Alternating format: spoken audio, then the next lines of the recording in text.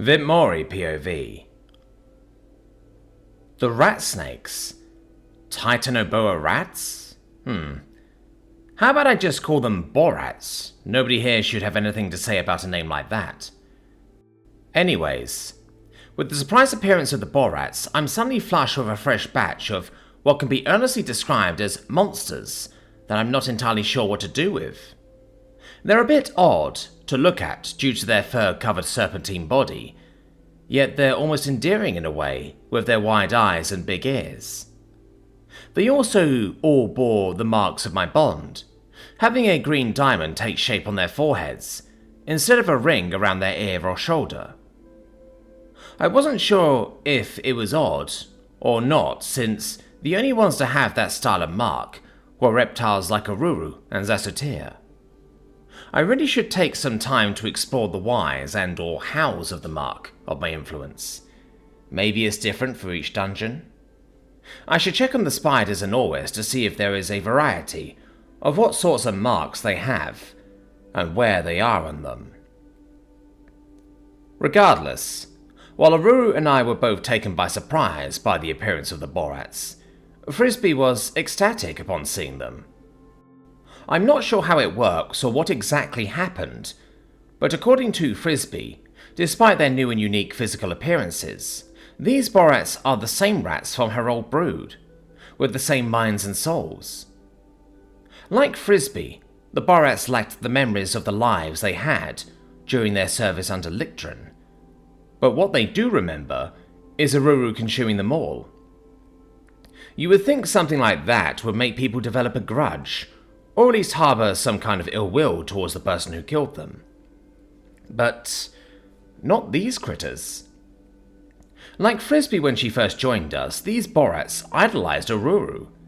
In their minds and non-verbal communication, they call him the Great Devourer, or the Consumer of All, since he liberated them of their centuries of starvation with his own hunger, by eating them all. The fact that they've been granted bodies with features of their idol only raised their fervour in their adoration of Oruru. They seem to respect me as well, in a way, recognising me as their new dungeon core, and the one who commands both their idol and their broodmother. However, I do get the feeling that they adore and respect Oruru much more than they do me, which I don't mind. By the time the spawners stopped spitting out borats, the total head count came up to a rather substantial 34. According to Frisbee, this is just under half of her total brood, which is quite frankly a lot of rats. Well, borats now. I couldn't help but regard Oruru in a new light after hearing that number. I did get impressions of how hard he had fought, but the idea that he fought off such a massive swarm of ravenous rats all on his own, back when he was still an anxious and smaller serpent, is rather impressive in its own right. It's no wonder he's been more confident in himself since then. As for just how many borats there are scurrying or slithering about, I can't help but wonder why so many were spawned at once. I mean, the Forevermost spawner only produced 8 of those fire fawns when it was first activated. Did it have anything to do with my head feeling more full than usual? So far, that's only been caused by the handler and sponsors. Now that I think about it, I did spot a purple light flash within the crack for a moment. Well, it's not like I'll be able to find the answer anytime soon, and it doesn't appear that any damage was done, so I'll leave the matter to rest for now. With the borats now in play, I'd say I have a considerable force of power built up around my territory. For the time being, they currently surpass Jack's scouts, who haven't left for winter, and outnumber Dianeba's squirrels and Lagos's wolves by headcount alone. As for their combat prowess and effectiveness, I'm not sure how they would hold up on their own, but I have no doubts as to how intimidating they might be if they retained their swarming tactics. It's only now coming to my attention how much I've been neglecting Frisbee since she came into my service. Considering her background and circumstances, I had chosen to leave her mostly to her own devices while managing my cave greenhouse experiment. I figured she was content with herself, since she asked for nothing and would often spend time with Oruru when she wasn't tending to the greenhouses, but even now I realized I barely know anything about her, or what she was capable of. Today, I've learned that she is a skilled and mindful leader, making use of some sort of hive mind connection with some of her brood to guide and instruct half of them on how to tend to the various greenhouse rooms, even making sure to stop in with each Borat that wasn't sure of themselves and offering a more direct guiding hand. Paw. As with the other half, she sent them out from my mountain to explore the forest of their new home so they could better understand their surroundings, though they didn't ask nearly as many questions as the ones in the greenhouse rooms. Regarding her apparent hive mind, I was aware of the fact that naked mole rats were one of the only mammals in my world to have a functional hive mind and actively serve a queen. But to think that Frisbee, of all of my vassals or scions, was capable of such a feat was surprising to say the least. Out of sheer curiosity, I tapped into her connection and was surprised by the sheer flow of information she had been processing.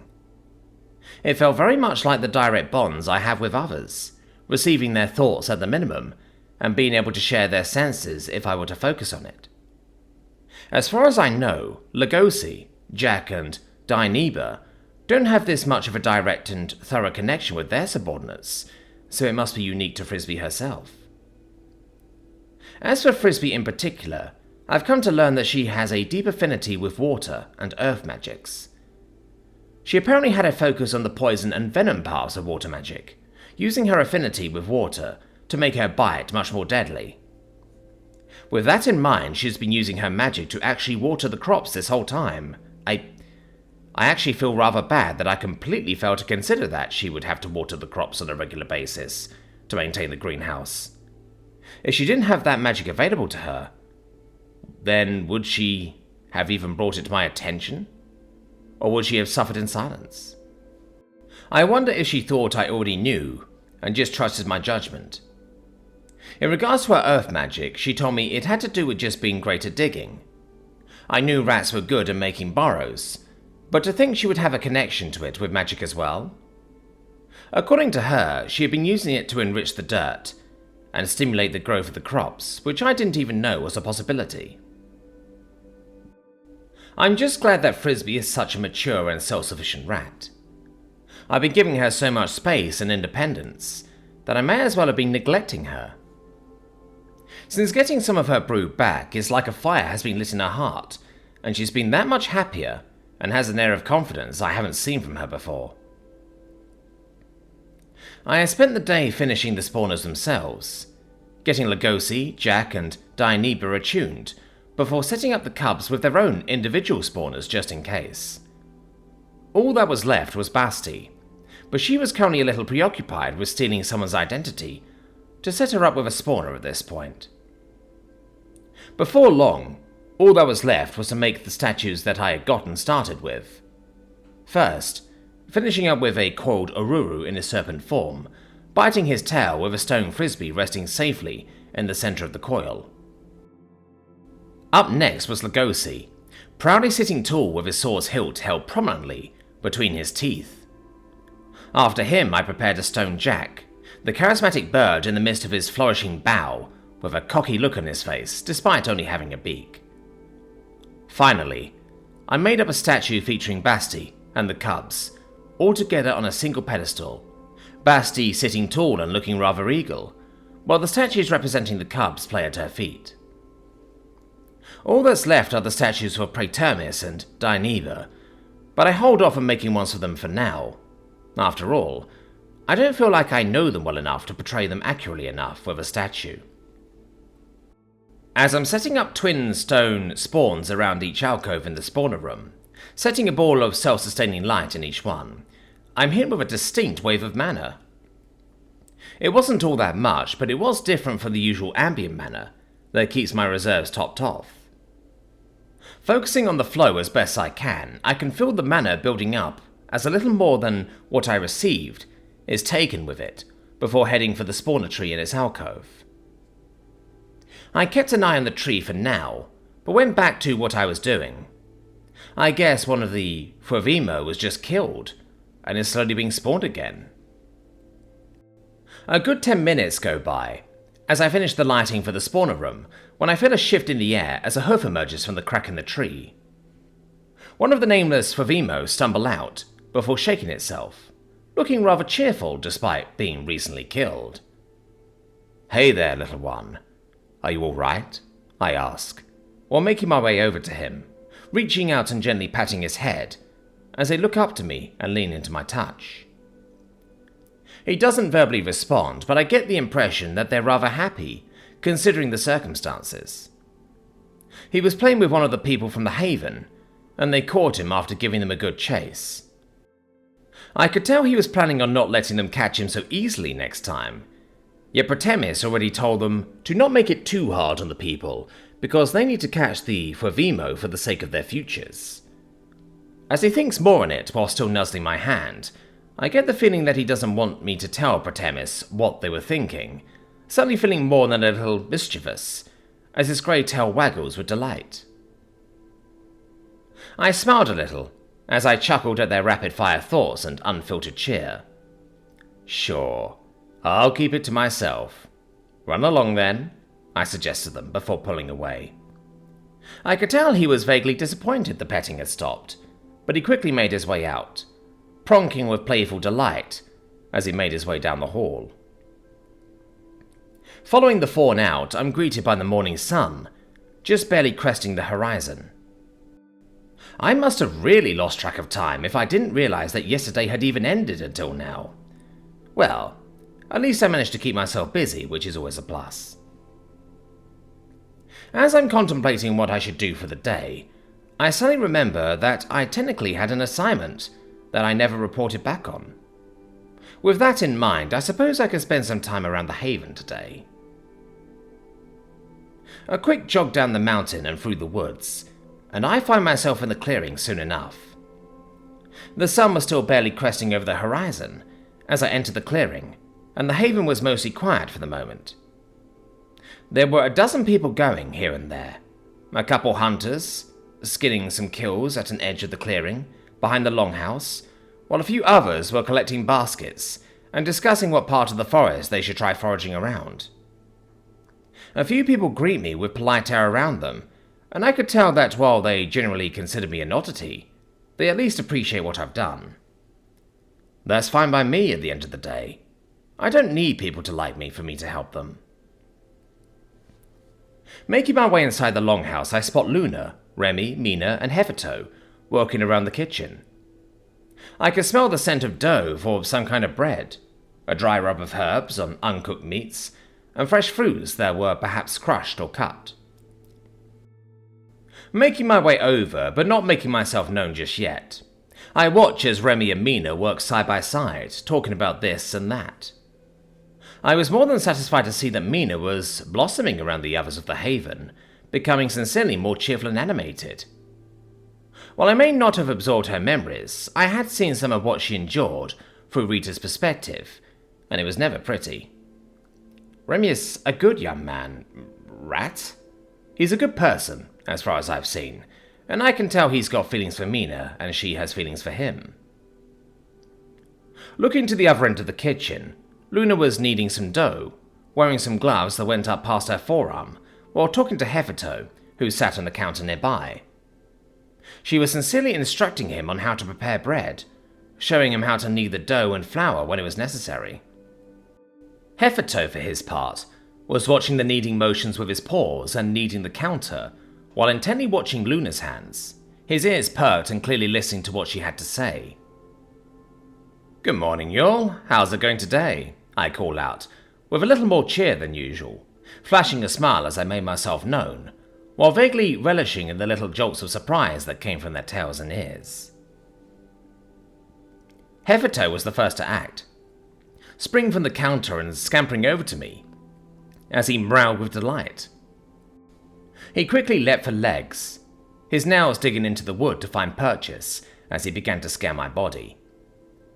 I helped him the rest of the way, gently grabbing him with both hands as I brought him up and set him on my shoulders, where he perched and settled, nuzzling his fluffy red head into my throat and jawline. It was only then that I noticed my left hand had finally grown back at some point since yesterday. I probably should have paid more attention to when it actually happened, but at least I know I can passively repair limbs if the need were to ever arise. Good morning, oh great Mori. It's so good to see you. Do you need another bottle of wine? Mina asked with enthusiastic reverence, even going so far as to curtsy before looking up with her vibrant pink eyes. I chuckled a bit before shaking my head. No. I'm just stopping by for a visit and checking in is all. How's everything going? Do you need anything? I ask, looking at Luna and Remy before looking down to Mina in particular. Mina shakes her head, her round ears wiggling a little, as she just offered me a cheerful smile. You've already done so much for me, Mori. I couldn't possibly ask for more from you. I tilt my head a little, smiling but quirking my brow a bit. Oh, really? Nothing at all? You of all people could afford to be a little more greedy, Mina. Regardless, if you do need anything, please, don't hesitate to ask. At that, Mina looked a little bashful, but bobbed her head cheerfully as she went back to work. Luna piped up next, scratching her chin against her shoulder for a moment, before actually speaking up. If it's not too much trouble, I actually overheard some of the others talking about trying to cross the river to look for more foraging opportunities and maybe set up some more traps. Could you possibly help out with that somehow? The river, eh? I remember that it was supposedly rather deep with a surprisingly strong undercurrent, according to Jack's more aquatic birds. Now that I think about it, I've got a whole half of the forest that only Jack and his birds are able to monitor because of the river in question. Well, I was hoping to help out with more immediate concerns like helping cook breakfast or something. But sure, I'll see what I can do, I mused kindly. Luna flashed a wolfish grin at that, but shrugged a bit. I suppose you'll have to keep that in mind the next time you're offering your help. Oh well, she mused in response, before looking to Hefito. Come along, cub. Your lessons aren't done yet. Hefito did look a little hesitant, glancing between myself and Luna, though after a moment he just gently headbutted my cheek, before making his way down my side and hurrying back over to her. With that, I looked to Remy, and offered him a bit of a smile as well. And how about you? Do you need anything at all? His ears flicked thoughtfully as he hummed for a moment, currently scoring shallow cuts into various pieces of meat, before looking back up to me. I can't think of anything myself, but I certainly appreciate the offer, he said with a bit of a smile, before getting back to the meal prep. With a simple bob of my head, I look him on the cooks once more before taking a step back. Well, alright then. I'll go see what I can do about that river then, I say, before dismissing myself and making my way out of the longhouse. I could sense movement around the longhouse as the others started to wake, but I figured I could go deal with this river thing first, and come back after breakfast once everyone's a little more awake. Another quick jog through the woods, I come across a small clearing by the riverside. The trees and brush still had signs of fire damage and scorch marks, but all in all it looked alright as far as I could tell. Approaching the riverside, I decided to take a seat and just listen to the running water for a while. Sure, it was a quiet moment where I'm alone with my thoughts, but, well, I hardly ever got to do this back in my home world after it all went to shit. I forgot just how nice just listening to the sounds of nature could be. Even now, I've hardly taken the time to just stop and enjoy my surroundings, without feeling the near constant need to be busy and productive. I suppose at the end of the day, I just need to remind myself that I don't need to do everything all on my own anymore. I'm not fighting for survival with every waking moment anymore, and maybe sometimes I can just allow myself to enjoy the quiet moments and little things without feeling guilty. It isn't long, though, until I feel eyes on me. I don't sense that they're a threat, so I just choose not to acknowledge them just yet, and force myself to enjoy the moment for at least a few minutes longer. Isaac eventually comes up beside me, sitting by the riverside as well and just taking in the sounds of nature with me. As much as I could appreciate the tact and consideration the team was having for me, I know that I promised him a talk, and it wouldn't be polite to ignore him for too long after he's been this patient. "Hey, Isaac, what's up? Are you ready for that talk?" I ask, looking over at him now and offering a small smile.